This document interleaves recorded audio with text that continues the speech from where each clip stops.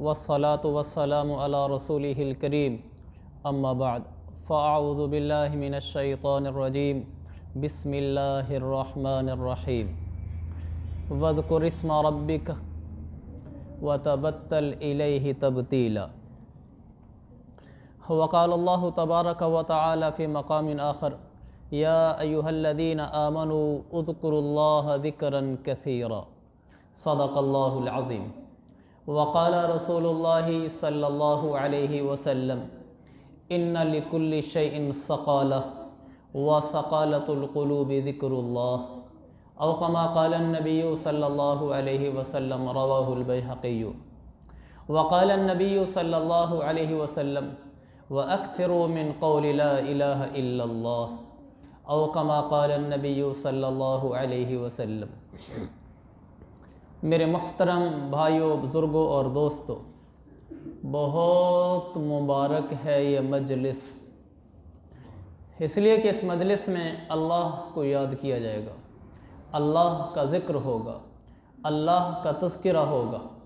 इस मजलिस की शान को हम जान ही नहीं सकते। ये दाएं बाएं वाले हजरात अगर थोड़ा सा सामने आ जाएं तो ज़रा सहूलत रहेगी हमें।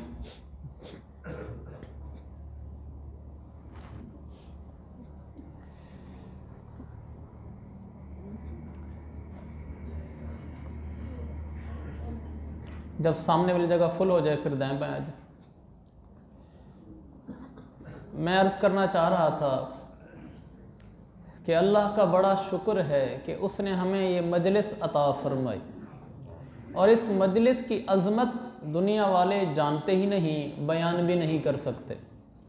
आज बड़ी मजलिस इसको कहा जाता है कि किसी मजलिस के अंदर दुनियावी लिहाज से कोई बड़ा आदमी शरीक हो, किसी दुनियावी ओहदेदार ने उस मजलिस का इंतज़ाम किया हो, लोगों में उसकी धूम होती है कि फ़लाँ साहब के डेरे पर हम जमा हुए थे, फ़लाँ साहब के डेरे पर हम गए थे और उसने हमारी ज़ियाफ़त की थी, उसने हमें हदी और तोहफ़े भी दिए थे। तो आदमी उसको एक बड़ी अपनी लिए इज़्ज़त की चीज़ समझता है। सब फ़ानी दुनिया है, ओहदे वाले भी मर जाते हैं, ओहदे देने वाले भी मर जाते हैं। लेकिन जिस मजलिस में अल्लाह ने मुझे और आपको जमा होने की तौफ़ीक दी है, इसका मेज़बान ख़ुद खुदा है, रब्बे ज़ुल जलाल है। वो इस मजलिस पर हमें हदिये देगा, हमें तोहफ़े देगा, हमें इनामात देगा। एक इनाम तो मैं आपको अभी नकद बता देता हूँ अपनी आगाज़ गुफ्तगू में कि आप लोग जो जमा हुए हैं, आप किस वजह से जमा हुए हैं। कोई एक आदमी आप में से बताए कि आप लोग यहाँ क्यों जमा हुए हैं, कौन सी आज मजलिस होनी है? ज़िक्र की। तो ज़िक्र के लिए आप सब लोग जमा हुए हैं। इस पर मैं आपको एक हदीस सुनाता हूँ कि आप कितने मुबारक लोग हैं, और मैं भी आप में से हूँ। मौलाना असदुल्ला साहब ने जब मुझे कहा कि आप तशरीफ़ लें आए, वो तो मोहब्बत से कहते तशरीफ़ लें, वरना मैं तो आने के काबिल भी नहीं। तो मेरे लिए बड़ी खुशी की बात यह है कि दीन की मजलिस में फिर ज़िक्र इलाही की मजलिस से बैठना नसीब हो। ये बड़ा हमारे लिए एज़ाज़ है। क्या एज़ाज़ है? हम अल्लाह के ज़िक्र के लिए जमा हुए, इस पर अल्लाह हमें क्या देगा हम सबको इंशाअल्लाह। मैं आपको एक हदीस पाक सुनाता हूँ। आका मदनी अलैहिस्सलातु वस्सलाम फरमाते हैं, मा मिन कौमिन इज्तमऊ यज़्कुरूनल्लाह वला युरीदून बिज़ालिका इल्ला वजह। जो लोग कहीं अल्लाह की रज़ा के लिए इस गर्ज़ से जमा होते हैं कि वहाँ बैठकर वो अल्लाह का ज़िक्र करेंगे, तो फिर क्या होता है? जैसे आज अल्लाह की तौफ़ीक से हम इसी गर्ज़ से आज जमा हुए हैं कि हम इंशाअल्लाह यहाँ ज़िक्र करेंगे। मौलाना शबीर साहब तशरीफ़ लाए हुए हैं, माशाअल्लाह अल्लाह वाले आदमी हैं, वो ज़िक्र करेंगे, उनकी बरक़ात आप ख़ुद महसूस करेंगे। तो जब लोग किसी मजलिस में ज़िक्र के लिए जमा होते हैं, फिर आप सिर्फ आज जमा नहीं हुए, ये हर महीने माशाअल्लाह प्रोग्राम हुआ करेगा। अल्लाह इंतज़ामिया को भी जज़ाए खैर अता फरमाए जिन्होंने इतने बड़े कार्य खैर का इंतज़ाम किया है। आप हज़रात से भी मैं गुजारिश करूँगा कि आप हर महीने तशरीफ़ लें। ऐसा ना हो कि वो इंतज़ाम करें, किसी हस्ती को बुलवाएँ और वो यहाँ आए, अल्लाह अल्लाह सिखाए, और आगे अल्लाह अल्लाह सीखने वाले कोई ना हो, अल्लाह अल्लाह का नाम लेने के लिए जमा होने वाला ही कोई ना हो, तो बड़े दुख की बात होगी। अगर आप जमा हो जाएंगे अल्लाह अल्लाह के लिए, जैसे आज हुए बैठे हैं, फिर क्या होगा? मैं आपको हदीस सुना रहा था, मा मिन कौमिन इज्तमउ यज़कुरून अल्लाह के ज़िक्र के लिए जो लोग जमा हो जाते हैं अल्लाह की रज़ा की खातिर, कि बैठेंगे और अल्लाह का ज़िक्र करेंगे, इस पर अल्लाह ताला आसमान से एक फ़रिश्ते को मुकर्रर करता है, नादाहुम मुनादिन मिनस्समा, आसमान से एक फ़रिश्ता आवाज़ देता है इस सारी मजलिस वालों को, क्या कि तुम एक ऐसी मजलिस में शरीक रहे जिस मजलिस में अल्लाह का ज़िक्र हो रहा था और अब मजलिस ख़त्म होने लगी है, तुम उठने लगे हो, मेरे रब ने तुम्हारे जाते वक्त मुझे एक हदिया तोहफ़ा इनाम देकर भेजा है जो मैं तुम्हें देने के लिए आया हूँ। वो फरिश्ता कहता है मेरे अल्लाह ने मुझे ये हदिया दिया है तुम लोगों के लिए, इस हदिये को साथ लेकर यहाँ से उठो। क्या? अनकुमु मग़फ़ूर लकुम, कि अल्लाह फरमाता है जाओ मैंने तुम्हारे पिछले सब गुनाह मुआफ़ कर दिए। वक़द बुद्दिलत सय्यिआतुकुम हसनातिन, सिर्फ यही नहीं कि मैंने तुम्हारे गुनाह मुआफ़ कर दिए, मैंने तुम्हारे गुनाहों को नेकियों में बदल दिया है। तुमने 1000 गुनाह किए थे तो तुम्हारे नामे अमाल में मैंने 1000 नेकियां लिख दी हैं। तुमने 1,00,000 गुनाह किए थे तो 1,00,000 नेकियां लिख दी हैं। तुम्हारे गुनाहों को मैंने नेकियों से बदल दिया, तुम्हारे नामे अमाल से गुनाहों को मिटा दिया, तुम्हारे नामे अमाल में तुम्हारे लिए बख्शिश को लिख दिया। बख्शिश का हदिया तोहफ़ा गिफ्ट इनाम लेकर अपने घरों को रवाना हो जाओ। ये आप मुझे बताएं कितनी बड़ी दौलत है, कितना बड़ा इनाम है कि एक इंसान को बख्शिश नसीब हो जाए। ये मैंने आपको हदीस सुनाई है, मुस्नद अहमद में है ये, कि हदीस के आगे तो कुछ नहीं रहता ना। जब अल्लाह के नबी ने फरमा दिया कि ज़िक्र का ये असर है कि अल्लाह उस इंसान को अपना मेहमान समझता है, उसका मेज़बान खुद रब्बे ज़ुल जलाल बनता है और उस आदमी को इनाम के तौर पर बख्शिश का परवाना अता फरमाता है। इसके बाद भी अगर महाना मजलिस ज़िक्र में हम लोग शरीक ना हों तो मेरे ख्याल में बहुत ही कम किस्मती की बात होगी। तो आप सब नियत करते हैं ना कि हर मजलिस में आएंगे, इंशाअल्लाह इस पर आएंगे, बख्शिश भी मिलेगी, फिर ज़िक्र अपनी तासीर भी दिखलाएगा। ज़िक्र की क्या तासीर है? ज़िक्र की बड़ी तासीर है। अल्लाह के नबी फरमाते हैं दूसरी हदीस, आपने फरमाया इन्ना लिकुल्ली शैइन सकाला, जो भी दुनिया में कोई चीज़ ऐसी है जिसको जंग लग जाता हो तो उसको जंग लगने से पाक करने के लिए, जंग से साफ करने के लिए, उस चीज़ को चमकाने के लिए दुनिया में ज़रूर कोई ना कोई चीज़ होती है। ये मेरे नबी ने फरमाया। ये फरमाने के बाद फिर आपने फरमाया, फिर क्या फरमाया? आपने फरमाया इन्ना सकालतुल कुलूबि ज़िक्रुल्लाह, तुम्हारे दिलों पे जो गुनाह से मैल लग जाती है, तुम्हारे दिलों पे जो गुनाहों से जंग लग जाते हैं, तुम्हारे दिलों में दुनिया में फंस जाने की वजह से जो ऊपर जंग लग कर दिल को ख़राब कर देते हैं, और अल्लाह चाहता है मुझे चमका हुआ दिल चाहिए, अल्लाह चाहता है मुझे रोशन दिल चाहिए। अल्लाह ये दिल नहीं चाहता जो जंग आलूद हो, अल्लाह ये दिल नहीं चाहता जो मैला हो, अल्लाह ये दिल नहीं चाहता जो ख़राब हो। अल्लाह को वो दिल चाहिए इल्ला मन अतल्लाह बिक़ल्बिन सलीम, अल्लाह ऐसा दिल चाहता है जो साफ सुथरा, चमकदार, रोशन हो। तो अब दिलों की चमक कैसे आएगी, दिलों की रोशनी कैसे आएगी? मेरे पाक पैगंबर आका मदनी सरकार दो आलम सल्लल्लाहु अलैहि वसल्लम फरमाते हैं, अगर दिलों की चमक चाहिए, इन्ना सकालतल कुलूबि ज़िक्रुल्लाह, दिलों की चमक अल्लाह के ज़िक्र में है। आप अल्लाह का ज़िक्र करेंगे, मैं अल्लाह का ज़िक्र करूँगा, तो इससे क्या नतीजा मिलेगा कि हमारे दिलों में चमक आएगी, हमारे दिलों में सफाई आएगी, हमारा दिल रोशन होगा।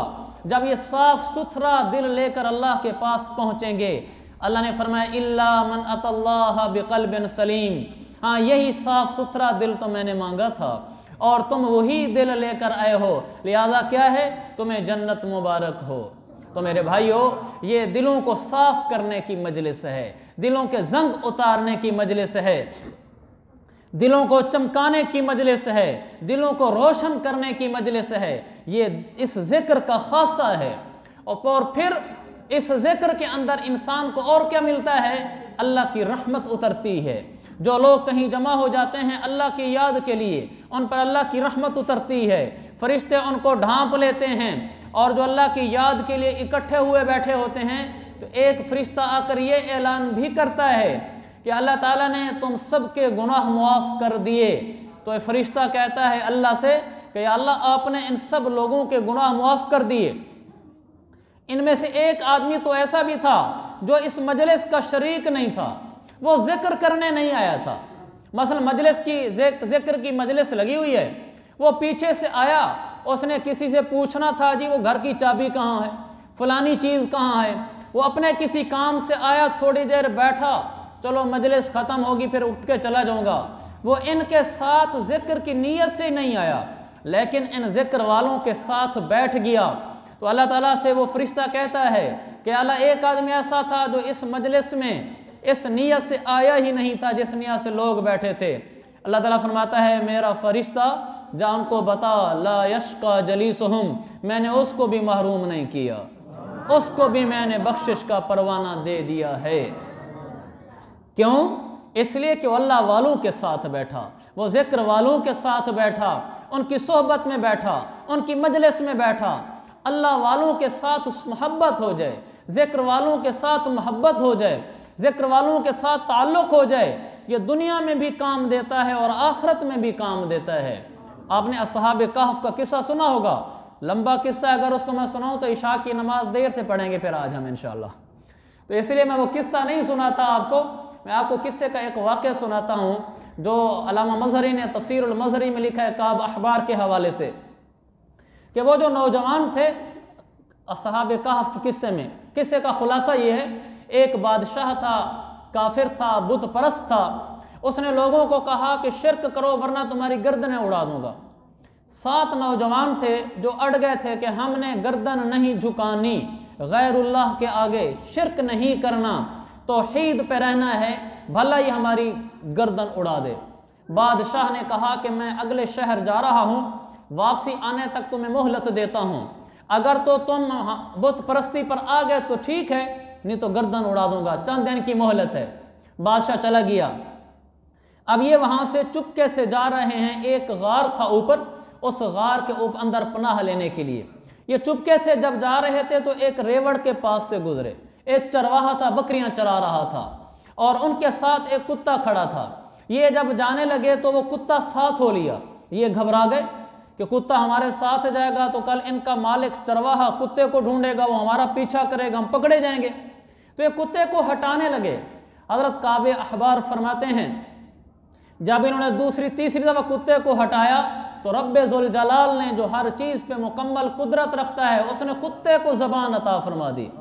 कुत्ता बोला, उसने कहा कि मुझसे अंदेशा न करो, तुम्हें अल्लाह से मोहब्बत है, मुझे तुमसे मोहब्बत है। फिर कुत्ते ने कहा मुझे अल्लाह वालों से मोहब्बत है, मुझे अपने साथ रखो, मैं तुम्हारे काम आऊँगा।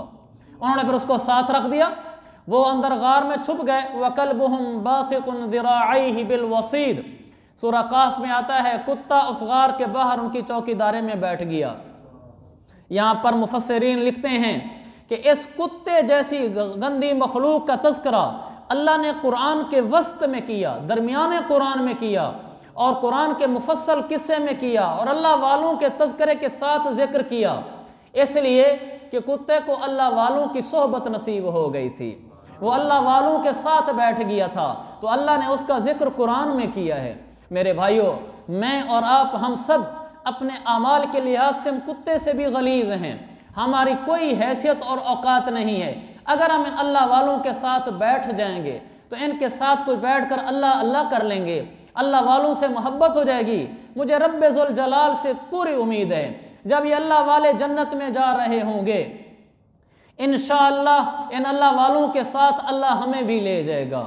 इनके कदमों के सदके जहाँ इनको जन्नत नसीब होगी वहाँ हमें भी नसीब होगी। इसलिए मैं तमाम अहलियान महल्ला से अर्ज़ करता हूँ, आप हजरात इस मजलिस को ना छोड़ें। ये मजलिस आपके लिए जन्नत की ज़ामिन है, ये मजलिस आपके लिए बख्शिश की ज़ामिन है, ये मजलिस आपके लिए गुनाहों से मग़फ़रत का परवाना है, ये मजलिस आपके दिलों की सफाई है, ये मजलिस आपको अल्लाह वालों के साथ क़यामत वाले दिन शामिल कराएगी। हदीस में आता है जो आदमी जिनके साथ मोहब्बत करता है, आपने फरमाया, बुखारी की हदीस है, अंत मा मन अहबब्ता, लोगो तुम जिसके साथ मोहब्बत करते हो क़यामत वाले दिन तुम्हारा हशर भी उन्हीं के साथ होगा। तुम्हें मोहब्बत अल्लाह वालों के साथ है, ज़िक्र वालों के साथ है, अल्लाह अल्लाह करने वालों के साथ है। अल्लाह आप लोगों का हशर भी इन्हीं के साथ करेगा क़यामत वाले दिन। अल्लाह हुक्म देता है वकूनु मअस-सादिकीन, मेरे जो सच्चे अल्लाह वाले बंदे हैं उनके साथ मिल जाओ। अल्लाह वालों की सोहबत इख्तियार करने का हुक्म है। साथ रहना, उनकी मजलिस में बैठना, उनकी बातें सुनना, ये इंसान को बहुत ऊपर ले जाता है। देखो सहाबा की कितनी ज़्यादा सिफ़ात हैं, सारी दुनिया मिल जाए सिद्दीक़ की शान तो नहीं बयान कर सकती, लेकिन अल्लाह ने सिद्दीक़ को कोई टाइटल नहीं दिया। यह नहीं कहा कि सिद्दीक़ आलिम था, सिद्दीक़ मुफ्ती था, सिद्दीक़ शेखुल हदीस था, नहीं, ये सारी खूबियाँ हैं, लेकिन अल्लाह ने सिद्दीक़ के लिए और लफ्ज़ बोला है, इज़ यक़ूलु लिसाहिबिही, अल्लाह ने कहा कि सिद्दीक़ मेरे पैगम्बर का सहाबी था।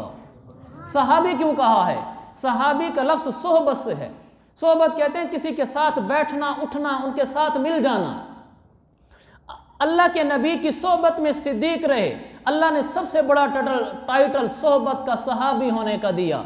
अगर आप अल्लाह वालों के साथ, हम अल्लाह वालों के साथ मिल जाएंगे, उनकी ज़िक्र की मजलिसों में शरीक हुआ करेंगे, अल्लाह ताला हमें इस निस्बत की बरकत से अल्लाह आखिरत में ऊंचा मकाम अता फरमाएगा। सोहबत बहुत बड़ी शय है, अल्लाह वालों की मजलिस में बैठना बहुत बड़ी शय है। इस मजलिस वाला अल्लाह की रहमत से महरूम नहीं होता। अल्लाह ताला ने हमें इसका हुक्म दिया है, ऐसी मजलिसों में बैठा करो।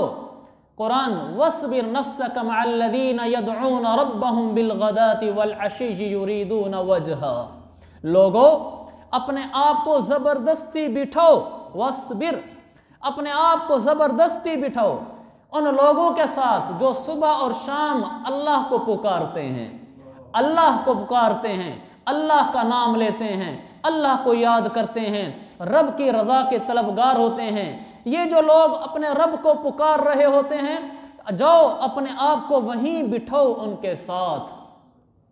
इन लोगों के साथ बिठाने का हमें रब ने हुक्म दिया है कि अपने दिल को वहाँ बिठाओ, अपने बदन को वहाँ बिठाओ।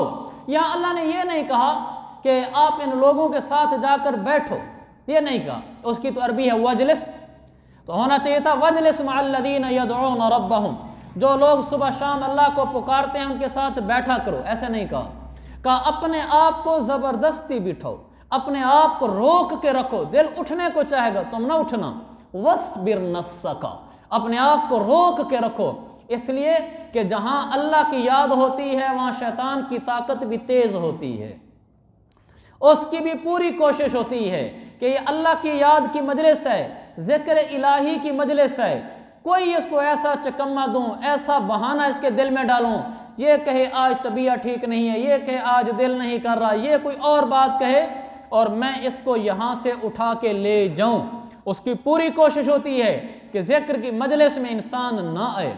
तो अल्लाह ने इस पर कहा वस्बिर नफ्सक, अपने आप को रोक के रखना। दिल भागेगा उसको जमाना, दिल दौड़ेगा उसको बिठाना, दिल बहाने बनाएगा उसको खींच के लाना, इस मजलिस से अपने आप को दूर न करना। इसलिए मेरे अजीज़ों, मेरे बुजुर्गों और दोस्तों, अल्लाह के ज़िक्र की मजलिस है, इसमें से अपने आप को दूर करना ये इंतहाई नामुनासिब शय है, और अपने आप को इस मजलिस में बिठाना ये अपने लिए आखिरत का बहुत बड़ा सामान कर जाना है। तो जब आप लोग इस ज़िक्र की मजलिस में आया करेंगे और ज़िक्र किया करेंगे, अल्लाह अल्लाह को पुकारा करेंगे, इससे आपको और क्या फ़ायदा होगा? एक तो ये फ़ायदा हुआ जो मैंने आपको बताया कि अल्लाह गुनाहों की बख्शिश अता फरमाएगा, मग़फ़िरत का परवाना देगा, अल्लाह इस पर और भी बहुत कुछ अता फरमाएगा। वो क्या है? दिलों की सफाई भी देगा।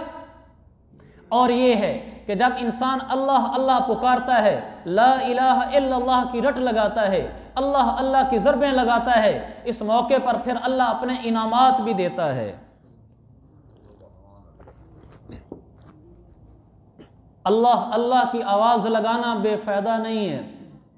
हाँ, इतना ज़्यादा ऊंचा जिक्र ना करो कि शोर मच जाए और कोई नमाज पढ़ने आया हो तो उसकी नमाज मुतासिर हो, मोहल्ले वाले परेशान हो, ऐसा ऊंचे जिक्र की ज़रूरत नहीं है। ऐसा हल्का ऊंचा जिक्र जिसकी आवाज़ आप अपने तक महसूस करें और आपके दिल पे जाके उसकी चोट लगे और आप उसका असर महसूस करें।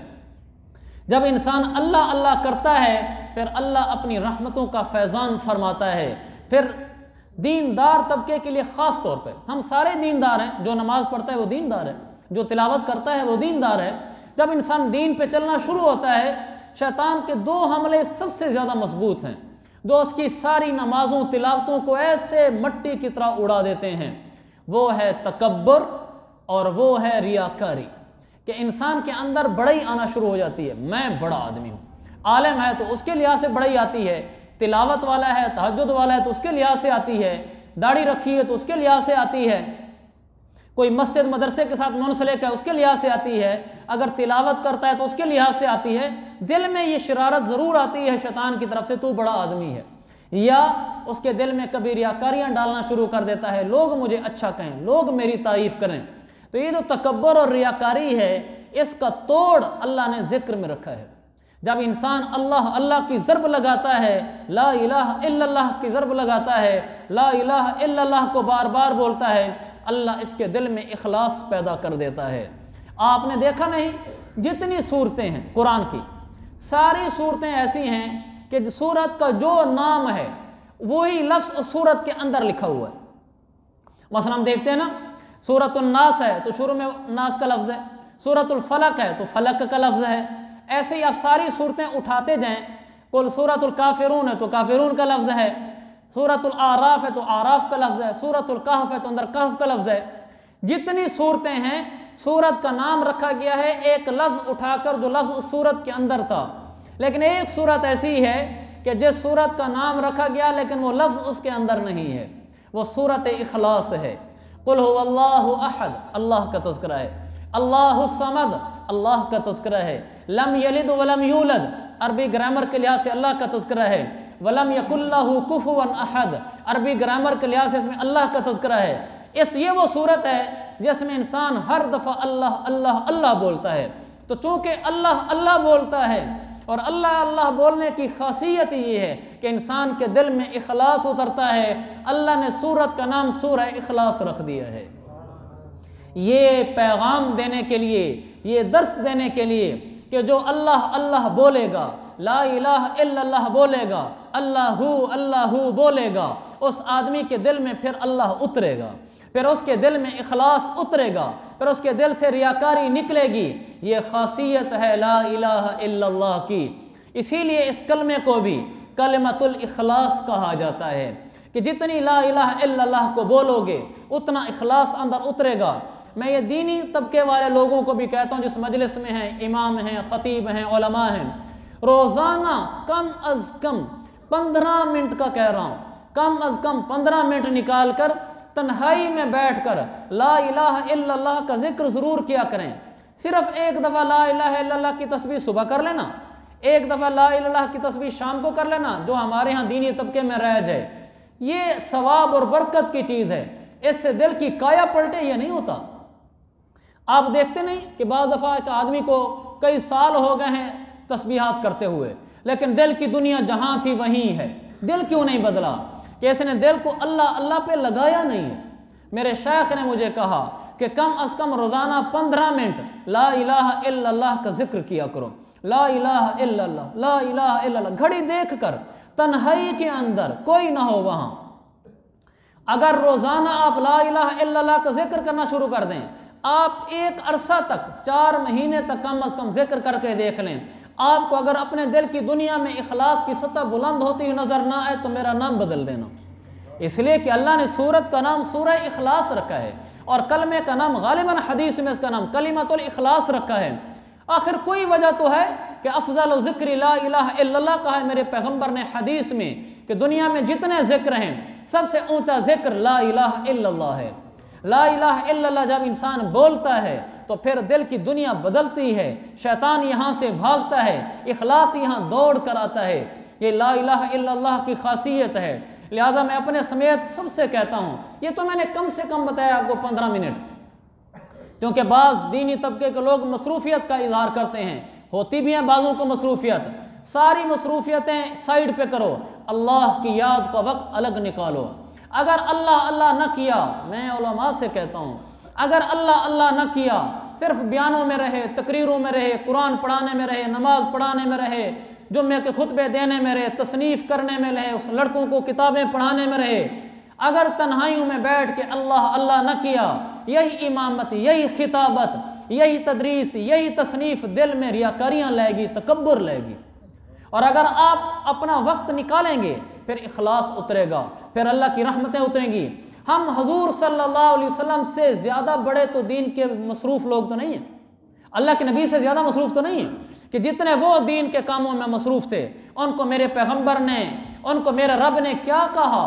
अलम नशरह वाली सूरत में अल्लाह ने फरमाया फ़इदा फ़रग़्त फ़नसब व इला रब्बिका फ़रग़ब। मेरा पैगम्बर जब दीन के काम से फारिग हुआ करे, इला रब्बिका फ़रग़ब कहा है, फ़रग़ब इला रब्बिक नहीं कहा। उलमा जानते हैं इसका मतलब ये है कि जब तुम दीनी कामों से फारिग हो जाओ फिर अपने रब की तरफ ज़रूर लौ लगाया करो, अपने अल्लाह को भी टाइम दिया करो। पहले भी तो हजूर अल्लाह को टाइम दे रहे थे, कौन सा दुनिया को टाइम दे रहे थे?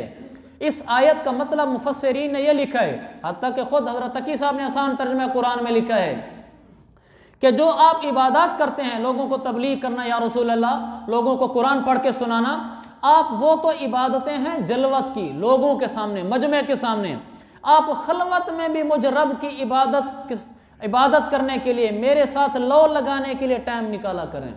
नबी को कहा जा रहा है, नबी को जो सारा दिन कुड़ता है उम्मत के गम में, कहा सब चीज़ें मुबारक हैं मेरा पैगंबर, मेरा हुक्म है, लेकिन कुछ वक्त अलग होकर मेरे लिए भी निकाला कर जिसमें मैं हूँ और तू हो।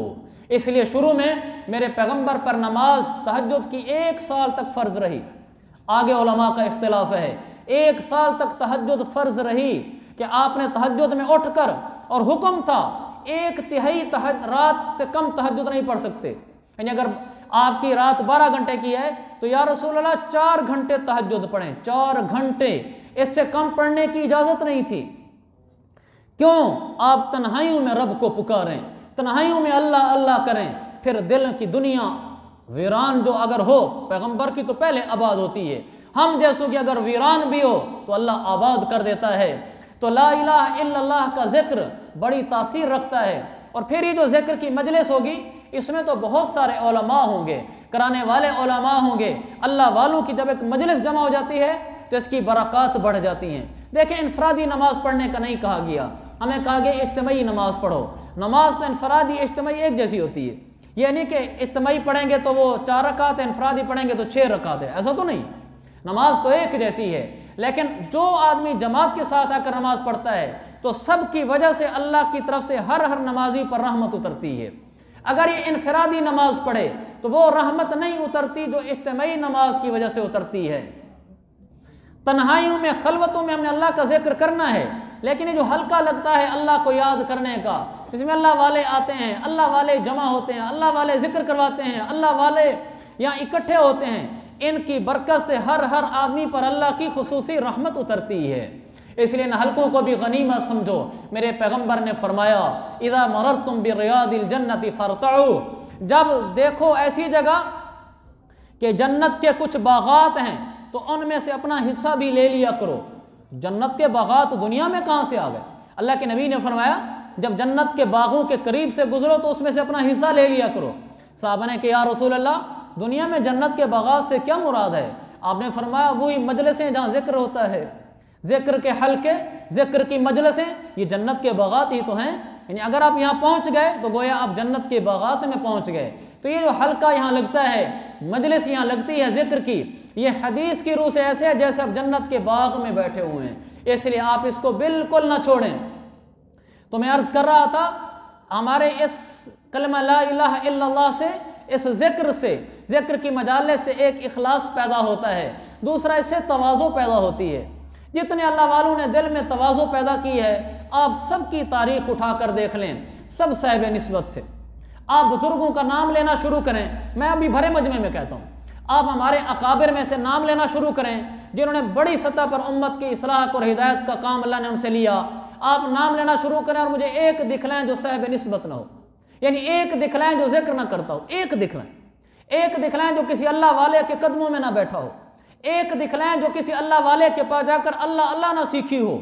मुफ्ती रशीद अहमद गंगोही, कितना बड़ा नाम है, वो अल्लाह अल्लाह सीखने के लिए उस शख्स के पास जाते हैं जो खुद भी आलिम नहीं है, शरीयत का पाबंद है, उलमा के साथ जुड़कर चलने वाला है, लेकिन बाज़ाब्ता आलिम नहीं है।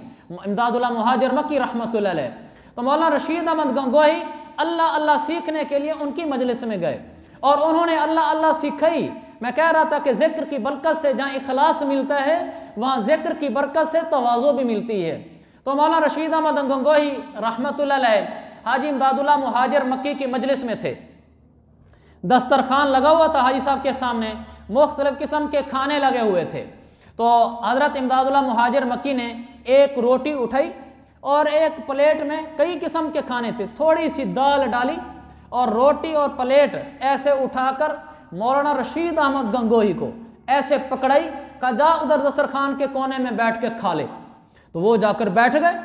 तो थोड़ी देर बाद चूँकि जिक्र करा करा के एक अरसा हो गया था मौलाना रशीद अहमद गंगोही को हज़रत मुहाजिर मक्की की सोहबत में रहते हुए। अब हज़रत मक्की साहब ये चेक कर रहे थे, जिक्र का खासा है इखलास आता है, जिक्र का खासा है तवाज़ु आती है, इसमें वो असर अभी तक हुआ है या अभी मज़ीद जिक्र कराना है। तो जब वो कोने में जाकर बैठ गए तो हाजी इमदादुल्लाह साहब ने उन्हें कहा, रशीद अहमद दिल तो ये चाह रहा था तुझे उठाऊं और जूतों के पास जाकर बिठा दूं, वहाँ तुझे रोटी खिलाऊं, ये तो शुक्र है मैंने तुझे दस्तरखान पे बिठा दिया। ये जुमला कहने के बाद हाजी इमदादुल्लाह साहब ने फ़ौरन गंगोही साहब के चेहरे के तअस्सुरात को देखा कि जुमला कितना असर करता है, अभी अंदर मैं है या मर गई है, बस कुछ नहीं हूँ। जब चेहरे पे असर डाला तो हज़रत रशीद अहमद गंगोही आजिज़ी से कहने लगे, हज़रत आपने 100% सच फरमाया है, मैं इससे भी बदतर था, ये तो आपकी मेहरबानी कि आपने दस्तरखान पे बैठने तो दिया। हाजी साहब ने फरमाया, जाओ अल्लाह का जिक्र असर कर चुका है, तवाज़ो उतर गई है, इखलास उतर गया है, जाओ अल्लाह तुमसे दीन का काम लेगा। मेरे अजीज़ों, अल्लाह के ज़िक्र की ये खासियात हैं जो मैंने आपको इन चंद मिनटों में बताई हैं कि इन मजलिसों में बैठने से गुनाहों की बख्शिश होती है। ये सब मैंने आपको हदीसें सुनाई हैं। इन मजलिसों में बैठने से अल्लाह गुनाह मिटा देता है, नेकियां लिख देता है। इन मजलिसों में बैठना ऐसे है जैसे जन्नत के बागों में जाके रहना। इन मजलिसों में बैठने से, जिक्र करने से दिल की सफाई होती है और अल्लाह अल्लाह की ज़रब सीधी दिल पे लगती है और दिल सही हो जाए। बुखारी की हदीस है, अगर वक्त थोड़ा है, अगर दिल सही हो जाए सारा इंसान सही हो जाता है। मेरे पैगंबर ने फरमाया गोया कि इस दिल को सही, अला वहियल क़ल्ब, ये दिल सीधा कर लो सारा बदन सही हो जाएगा। और दिल सीधा होता है, अला बिज़िक्रिल्लाहि तत्मइन्नुल क़ुलूब, दिल जो सीधे होते हैं वो जिक्र से सीधे होते हैं।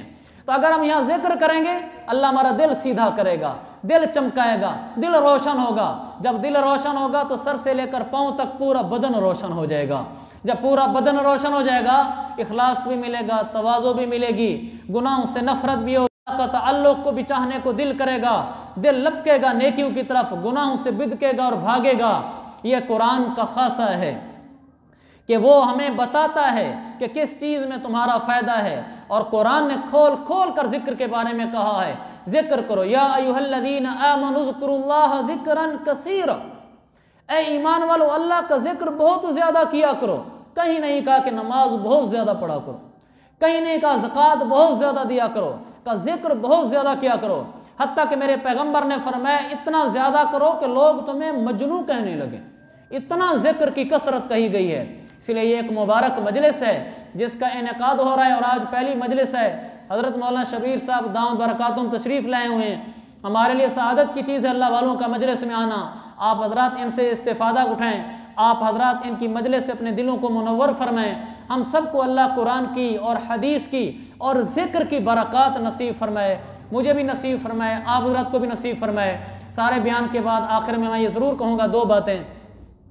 अहलियान महल्ला से गुजारिश है कि वो महाना प्रोग्राम में ज़िक्र के लिए ज़रूर तशरीफ़ लाया करें। जो बरकतें मैंने आपको बताई हैं ये बहुत थोड़ी हैं, वक्त भी थोड़ा था, बरकतें बहुत ज़्यादा हैं, अल्लाह ये आपको नसीब फरमाएगा। दूसरी मैं ये गुजारिश करके जा रहा हूँ सबसे कि रोज़ाना कम अज़ कम 15 मिनट ला इलाहा इल्लल्लाह का ज़िक्र खलवत में ज़रूर किया करें, इंशाअल्लाह दिल रोशन हो जाएगा। अल्लाह मुझे भी अमल की तौफ़ीक़ अता फरमाए और आप हज़रात को भी।